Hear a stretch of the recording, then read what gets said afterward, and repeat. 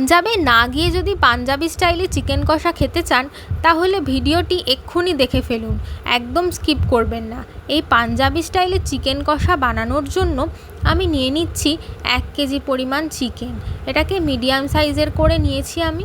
এর মধ্যে দিয়ে দিচ্ছি হাফ বাটি টক দই আর নুন, হলুদ গুঁড়ো, লঙ্কার গুঁড়ো দিয়ে খুব ভালোভাবে মেখে এটি 1 ঘন্টার জন্য ম্যারিনেট করতে দিয়ে দেবো।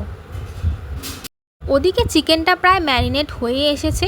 এই সময় আমি কড়াইয়ের মধ্যে সামান্য পরিমাণ সর্ষের তেল দিয়ে তার মধ্যে গোটা জিরে, এলাচ, স্টার অ্যানিস, তেজপাতা, দারচিনি দিয়ে খুব ভালোভাবে নাড়িয়ে চাড়িয়ে নিয়ে তার মধ্যে দিয়ে দেবো কুচিয়ে রাখা পেঁয়াজগুলো, দিয়ে আর একটু ভালোভাবে নাড়িয়ে চাড়িয়ে নিয়ে তার মধ্যে দিয়ে দেবো আদা ও রসুন কুচিগুলো দিয়ে খুব ভালোভাবে ভেজে নেব। দেখুন এদিকে পেঁয়াজটা ভাজা হয়ে গেছে লাল লাল করে। এই সময় আমি পেঁয়াজটা একটি মিক্সিং জারের মধ্যে তুলে নেব, নিয়ে এই একটি সুন্দর পেস্ট আমি তৈরি করে নেব।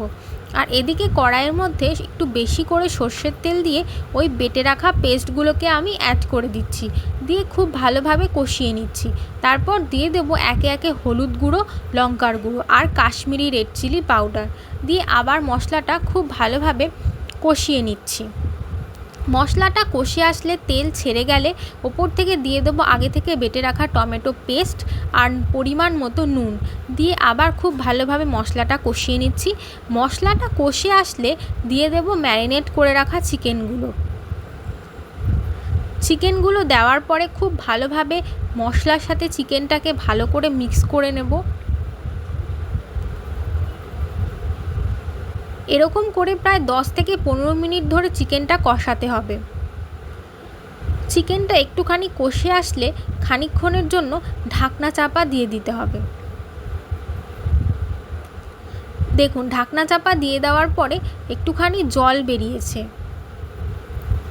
দিয়ে আবার ভালোভাবে নাড়িয়ে চাড়িয়ে নিয়ে আমি আবার ঢাকনা চাপা দিয়ে দেবো। এইভাবে আমি প্রায় 15 থেকে 20 মিনিট ধরে চিকেনটা এইভাবেই লো ফ্লেমে একদম কষিয়ে নেব। চিকেনের মধ্যে আমি আলাদা করে কোনো জল এখানে অ্যাড করছি না। দেখুন প্রায় আধা ঘন্টা পর চিকেনটা অনেকটাই তৈরি হয়ে গেছে, আর তৈরি হয়ে গেছে পাঞ্জাবি স্টাইলের চিকেন কষা। রেসিপিটি যদি আপনাদের ভালো লেগে থাকে তাহলে অবশ্যই চ্যানেলটি সাবস্ক্রাইব করে দেবেন আর ভিডিওটি লাইক করে দেবেন আর কমেন্ট করে জানাবেন রেসিপিটি আপনাদের কেমন লাগলো।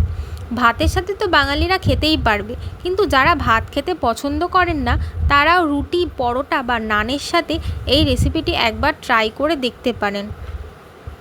অবশ্যই আপনাদেরও খুবই ভালো লাগবে রেসিপিটি।